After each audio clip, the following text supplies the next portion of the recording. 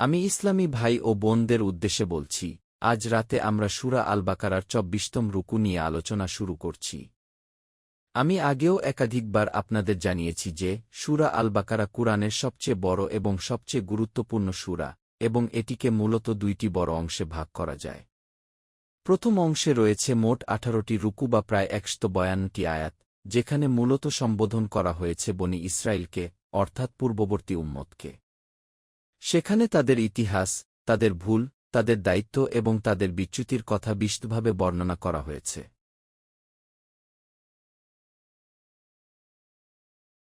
দ্বিতীয় অংশ শুরু হয় ১৯তম রুকু থেকে এবং সূরার শেষ পর্যন্ত তা চলতে থাকে।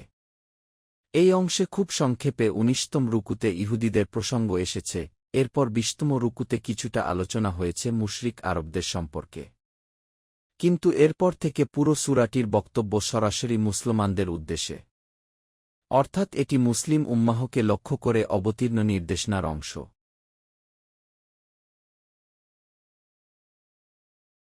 এই অংশে ৪টি প্রধান বিষয় বা ৪টি ধারাবাহিক সূত্র পরস্পরের সঙ্গে জড়িয়ে আছে। অনেক সময় আমাদের মনে হয় বিষয়গুলো বারবার ভেঙে যাচ্ছে বা বিচ্ছিন্ন হয়ে যাচ্ছে, কিন্তু প্রকৃতপক্ষে সেগুলো বিচ্ছিন্ন নয়, বরং একে অপরের সঙ্গে গভীরভাবে সংযুক্ত ও ধারাবাহিক। এই ৪টি বিষয়ের মধ্যে দুটি সরাসরি রাসূল মুহাম্মদ সাল্লাল্লাহু আলাইহি ওয়াসাল্লাম এর শরিয়াহ বা ইসলামী বিধান সংক্রান্ত।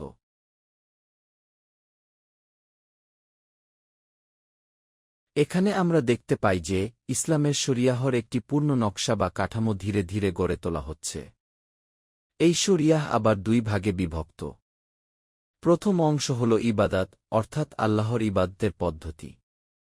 এখানে সালাতের সংক্ষিপ্ত উল্লেখ আছে, শাওম বা রোজা সম্পর্কে বিস্তারিত আলোচনা আমরা আগেই পড়েছি, আর আজ আমরা হজ এবং তার বিধান ও আচারবিধি সম্পর্কে বিস্তারিত আলোচনা শুরু করছি।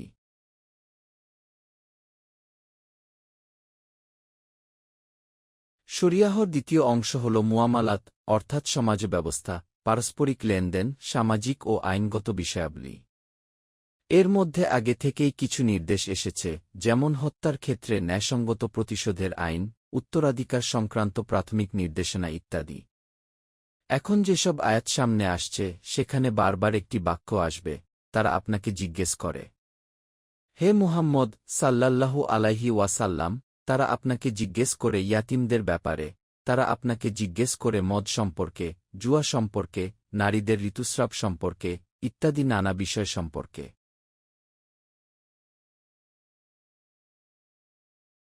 এর কারণ হল, তখন মুসলমানদের একটি স্বতন্ত্র সমাজ গড়ে উঠছিল। তাদের নিজস্ব সামাজিক জীবন তৈরি হচ্ছিল। ফলে মানুষের ভেতরে স্বাভাবিকভাবেই প্রশ্ন জাগছিল, আমরা কি করব, কিভাবে করব, কোনটা হালাল, কোনটা হারাম, কোন পথে চলা উচিত। তাই একের পর এক প্রশ্ন আসছিল, আর আল্লাহ তাআলা সেগুলোর উত্তর দিচ্ছিলেন।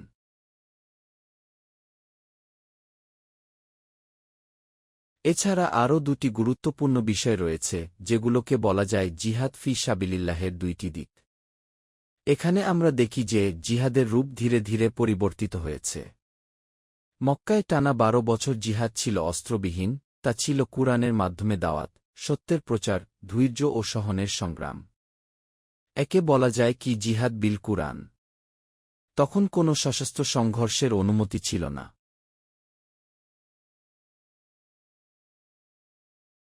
কিন্তু এখন পরিস্থিতি বদলেছে।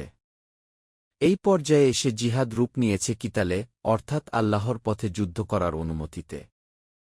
কারণ কাফিররা ও মুশরিকরা রাসূল সাল্লাল্লাহু আলাইহি ওয়াসাল্লাম এর দাওয়াতকে বাধাগ্রস্ত করছিল, মুসলমানদের উপর নির্যাতন চালাচ্ছিল এবং সত্যের পথে চলাকে অসম্ভব করে তুলছিল। তাই এখন কিতাল বা সশস্ত্র সংগ্রাম বৈধ করা হয়েছে।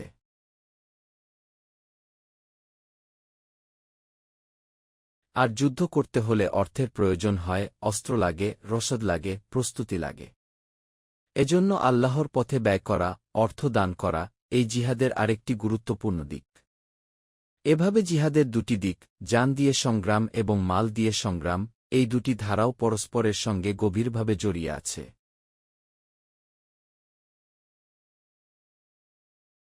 এই চারটি বিষয় ইবাদাত, সামাজিক বিধান, কিতাল এবং আল্লাহর পথে ব্যয় পরস্পরের সঙ্গে এমনভাবে যুক্ত যে একটির পর আরেকটি আসে। বাইরে থেকে মনে হয় বিষয় বদলে যাচ্ছে, কিন্তু প্রকৃতপক্ষে এগুলো একটি সুসংবদ্ধ ও ধারাবাহিক কাঠামোর অংশ। এরপর আল্লাহ বলেন, তারা আপনাকে নতুন চাঁদ সম্পর্কে জিজ্ঞেস করে কি আমি বলি, এই নতুন চাঁদ মানুষের জন্য সময় নির্ধারণের মাধ্যম। এটি আল্লাহর দেওয়া প্রাকৃতিক ক্যালেন্ডার। চাঁদ দেখেই মানুষ বুঝতে পারে মাসের শুরু, মাঝামাঝি বা শেষ। বিশেষ করে হজের ক্ষেত্রে এটি অত্যন্ত গুরুত্বপূর্ণ, কারণ হজ নির্দিষ্ট মাস ও নির্দিষ্ট দিনে অনুষ্ঠিত হয়।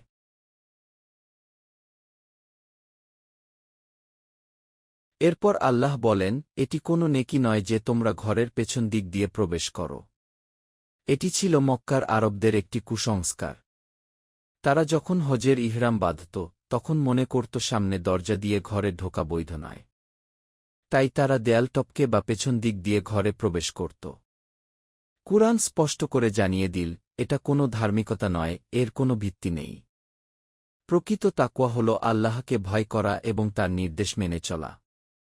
প্রয়োজন হলে ইহরাম অবস্থাতেও স্বাভাবিকভাবে ঘরে প্রবেশ করা বৈধ।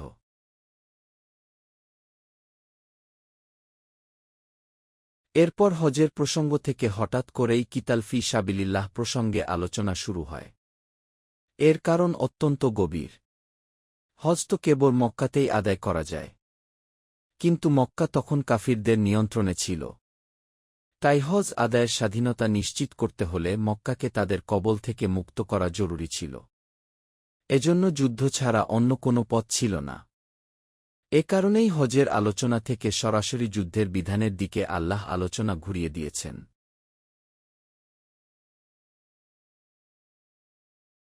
আল্লাহ বলেন, যারা তোমাদের বিরুদ্ধে যুদ্ধ করে, তোমরাও আল্লাহর পথে তাদের বিরুদ্ধে যুদ্ধ করো, তবে সীমালঙ্ঘন করো না। ইসলামে যুদ্ধেরও নৈতিক সীমা রয়েছে। বৃদ্ধ, নারী, অসুস্থ মানুষকে হত্যা করা যাবে না। গাছ কাটা যাবে না, ফসল পুড়িয়ে দেওয়া যাবে না। নৈতিকতা বজায় রেখেই যুদ্ধ করতে হবে। আল্লাহ সীমালঙ্ঘনকারীদের পছন্দ করেন না।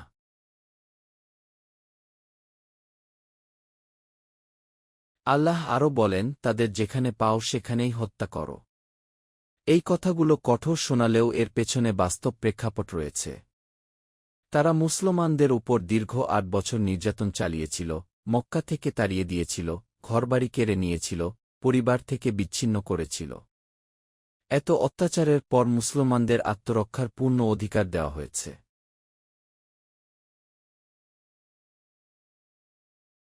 ফিতনা হত্যা অপেক্ষা বড় অপরাধ। এই কথার ব্যাখ্যায় আমি বলি, ফিতনা বলতে বোঝায় নিপীড়ন, ধর্মচর্চায় বাধা সৃষ্টি করা। এমন সমাজ ব্যবস্থা যেখানে একজন মুমিন স্বাধীনভাবে আল্লাহর বিধান মানতে পারে না, সেটাই ফিতনা। যে রাজনৈতিক, সামাজিক ও অর্থনৈতিক ব্যবস্থা আল্লাহর সার্বভৌমত্ব অস্বীকার করে, সেটাই ফিতনা ও ফাসাদ।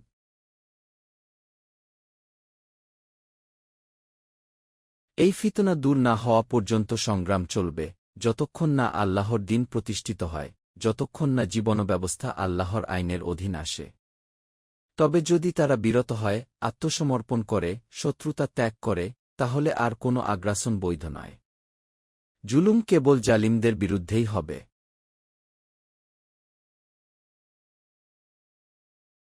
পবিত্র মাস সম্পর্কেও একই নীতি প্রযোজ্য।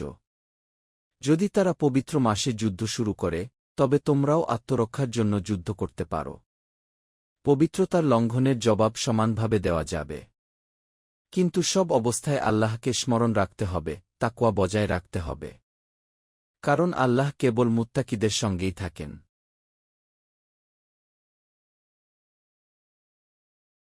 এরপর জিহাদের দ্বিতীয় দিক, আল্লাহর পথে সম্পদ ব্যয় করার কথা বলা হয়েছে। যুদ্ধ পরিচালনার জন্য অর্থ লাগে, প্রস্তুতি লাগে। তাই নিজের জীবন দেওয়ার পাশাপাশি নিজের সম্পদও আল্লাহর পথে ব্যয় করতে হবে। আল্লাহর পথে খরচ না করলে মানুষ আসলে নিজেকেই ধ্বংসের দিকে ঠেলে দেয়। কৃপণতা মানুষকে জাহান্নামের দিকে নিয়ে যায়। বরং সুন্দরভাবে, উত্তমভাবে দান করো।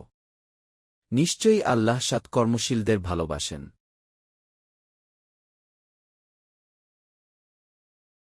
এরপর আবার হজের আলোচনায় ফিরে আসা হয়েছে। হজ ও ওমরাহ আল্লাহর জন্য পূর্ণ করো। যখন কেউ ইহরাম বেঁধে নিয়ত করে তখন তাকে সেই ইবাদত সম্পূর্ণ করতেই হবে। যদি পথে বাধা দেওয়া হয়, যদি কেউ মক্কায় পৌঁছাতে না পারে, তাহলে যে কুরবানি সম্ভব তা পাঠিয়ে দিতে হবে। কুরবানি নির্ধারিত স্থানে পৌঁছানো পর্যন্ত মাথা মুন্ডন করা যাবে না। অর্থাৎ নিয়ম, শৃঙ্খলা ও আল্লাহর নির্দেশ মেনে চলার মাধ্যমেই এই ইবাদত সম্পন্ন করতে হবে। এইভাবে সূরা আল বাকারার এই অংশে হজ, জিহাদ, সমাজ ব্যবস্থা, নৈতিকতা এবং আল্লাহর সার্বভৌমত্ব সবকিছু এক সুতোয় গাঁথা হয়েছে, যাতে একজন মুমিনের পূর্ণাঙ্গ জীবন ব্যবস্থা গড়ে ওঠে।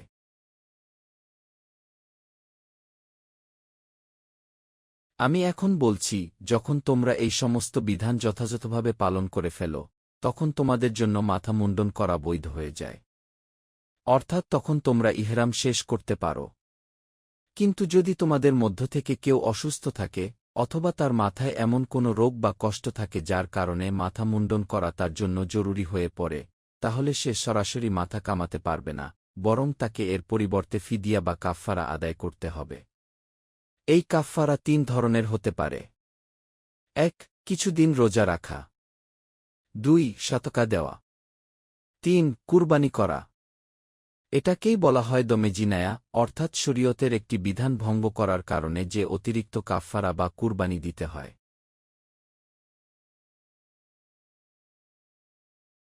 এরপর আমি বলছি, আল্লাহ তাআলা বলেন, যদি তোমরা নিরাপদ অবস্থায় থাকো এবং মক্কায় পৌঁছে যাও, তাহলে যে ব্যক্তি হজের আগে উমরাহ আদায় করে নেয়, অর্থাৎ তামাত্তু হজ করে, তার উপর আবার একটি অতিরিক্ত কুরবানি ওয়াজিব হয়ে যায়।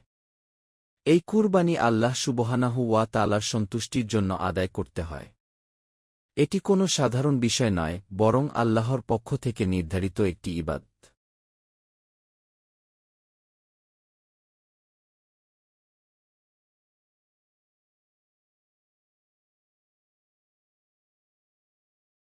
ইমাম আবু হানিফা রাদিয়াল্লাহু আনহু এর ব্যাখ্যা অনুযায়ী এই কুরবানিকে বলা হয় কিদামে শকর, অর্থাৎ কৃতজ্ঞতার কুরবানি।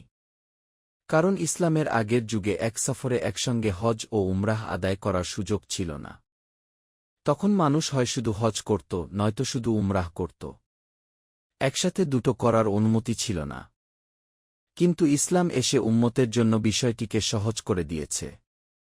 এখন একজন মানুষ একবার সফর করেই প্রথমে উমরাহ করতে পারে, তারপর ইহরাম খুলে স্বাভাবিক অবস্থায় থাকতে পারে, এরপর আবার নতুন করে ইহরাম বেঁধে হজ আদায় করতে পারে। এটাকে বলা হয় হজে তামাত্তু।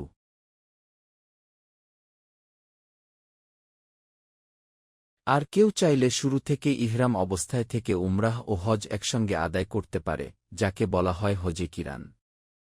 এই দুই ক্ষেত্রেই আল্লাহ তাআলা বান্দার ওপর বিশেষ সহজতা দিয়েছেন। আর এই সহজতার কৃতজ্ঞতা প্রকাশ করার জন্যই অতিরিক্ত কুরবানি দিতে হয়।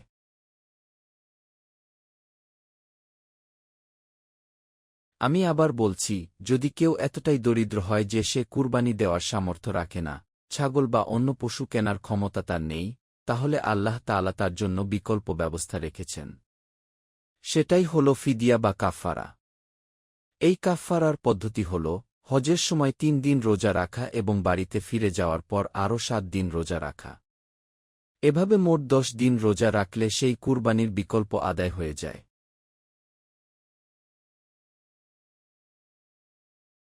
এই বিধান মূলত তাদের জন্য, যারা দূরবর্তী এলাকা থেকে হজ করতে আসে, অর্থাৎ যাদের পরিবার মসজিদুল হারামের আশপাশে বসবাস করে না। যারা হারামের অধিবাসী, তাদের উপর এই অতিরিক্ত কুরবানি ওয়াজিব নয়। তবে সবাইকে অবশ্যই আল্লাহকে ভয় করতে হবে, তার অবাধ্যতা থেকে বেঁচে থাকতে হবে এবং মনে রাখতে হবে যে আল্লাহ শাস্তি প্রদানে অত্যন্ত কঠোর। এসব বিধান কোনো সাধারণ নিয়ম নয়, বরং আল্লাহর পক্ষ থেকে নির্ধারিত আইন, যা মানা প্রত্যেক মুমিনের জন্য আবশ্যক।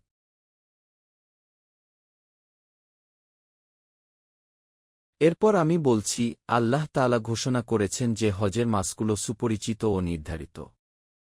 যে ব্যক্তি এই মাসগুলোতে হজ করার দিন নিয়ত করে নেয়, তার অবশ্যই জানা থাকা উচিত যে ইহরাম অবস্থায় কিছু বিষয় সম্পূর্ণভাবে নিষিদ্ধ।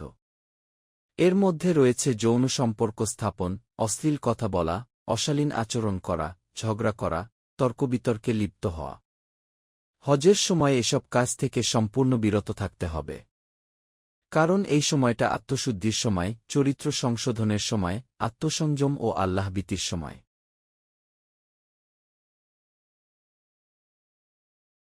এই সময়ে তোমাদের উচিত ভালো কাজের দিকে অগ্রসর হওয়া। তোমরা যা কিছু ভালো কাজ করবে, আল্লাহ তা জানেন।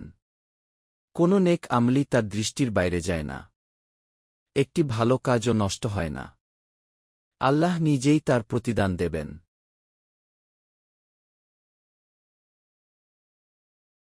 এরপর আল্লাহ তাআলা বলেন, তোমরা তোমাদের সঙ্গে পাথে গ্রহণ করো। অর্থাৎ হজে যাওয়ার সময় প্রয়োজনীয় খরচ, খাদ্য, ব্যবস্থা ও প্রস্তুতি সঙ্গে রাখো। কিন্তু একই সঙ্গে মনে রেখো, সব পাথের মধ্যে সর্বোত্তম পাথে হল তাকওয়া। তোমার কাছে প্রচুর টাকা থাকতে পারে, সম্পদ থাকতে পারে, কিন্তু যদি তাকওয়া না থাকে, তাহলে এসবের কোনো প্রকৃত মূল্য নেই। তাকওয়াই হল আসল সম্বল, আসল শক্তি।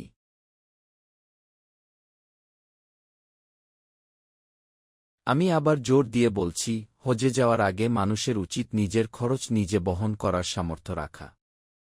সেখানে গিয়ে ভিক্ষা করা বা অন্যের ওপর বোঝা হয়ে থাকা উচিত নয়। কারণ যার কাছে হজের খরচ নেই, তার উপর হজ ফরজি নয়। অর্থাৎ আর্থিক সামর্থ্য হজ ফরজ হওয়ার একটি মৌলিক শর্ত। তবে এই বাহ্যিক সামর্থ্যের চেয়েও বড় বিষয় হল অন্তরের তাকওয়া। এজন্য আল্লাহ বলেন, হে বোধশক্তিসম্পন্ন লোকেরা, তোমরা আমাকে ভয় করো। এটিই আল্লাহর পক্ষ থেকে শেষ সতর্কবাণী।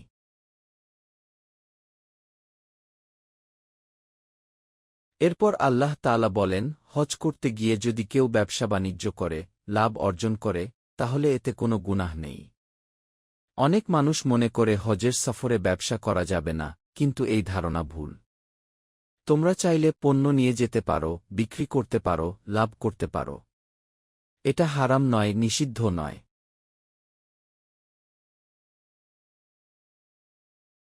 এরপর যখন তোমরা আরাফাত থেকে ফিরে আসো, তখন মাশারুল হারামে আল্লাহকে স্মরণ করবে। অর্থাৎ মুজদালিফায় অবস্থান করে জিকির করবে। নবম জিলহজ অর্থাৎ আরাফার দিনে আরাফাতে অবস্থানের পর সন্ধ্যায় সবাই মুজদালিফার দিকে রওনা হয় এবং সেখানে রাত যাপন করে। এরপর 10 তারিখ সকালে মিনায় ফিরে আসে। এই পুরো কার্যক্রম আল্লাহ তাআলার নির্ধারিত বিধান অনুযায়ী পরিচালিত হয়।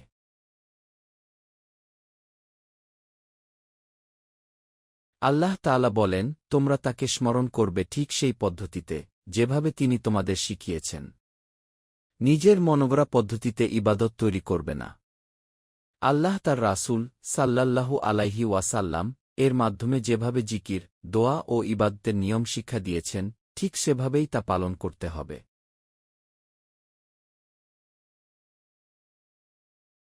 এর আগে তোমরা পথভ্রষ্টদের অন্তর্ভুক্ত ছিলে। জাহেলি যুগেও হজ পালিত হতো, কিন্তু তার প্রকৃত রূহ, তার আসল আত্মা হারিয়ে গিয়েছিল। শুধু আচার ছিল, কিন্তু ভেতরে কোনো খাঁটি উদ্দেশ্য ছিল না। ইসলাম এসে সেই হারানো রুহকে ফিরিয়ে দিয়েছে, হজকে আবার তাওহীদ ভিত্তিক ও অর্থবহ ইবাদতে পরিণত করেছে।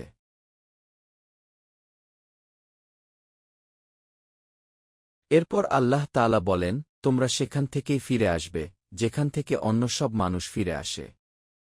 এর মাধ্যমে কুরাইশদের একটি ভুল প্রথার প্রতিবাদ করা হয়েছে।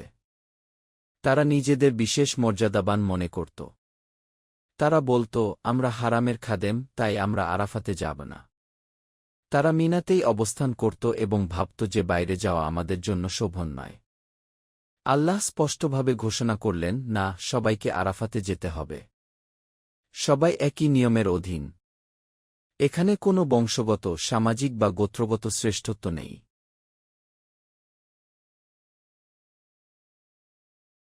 এইভাবেই আল্লাহ তাআলা হজের বিধানকে পরিপূর্ণ করেছেন, শিরক, অহংকার ও কুসংস্কারের সব চিহ্ন মুছে দিয়েছেন এবং মানুষের সামনে একটি বিশুদ্ধ, তাওহীদ ভিত্তিক, ন্যায়নিষ্ঠ ও শৃঙ্খলাবদ্ধ ইবাদতের রূপ তুলে ধরেছেন, যাতে একজন মুমিন তার পুরো জীবনকে আল্লাহর আনুগত্যের আলোকে গড়ে তুলতে পারে।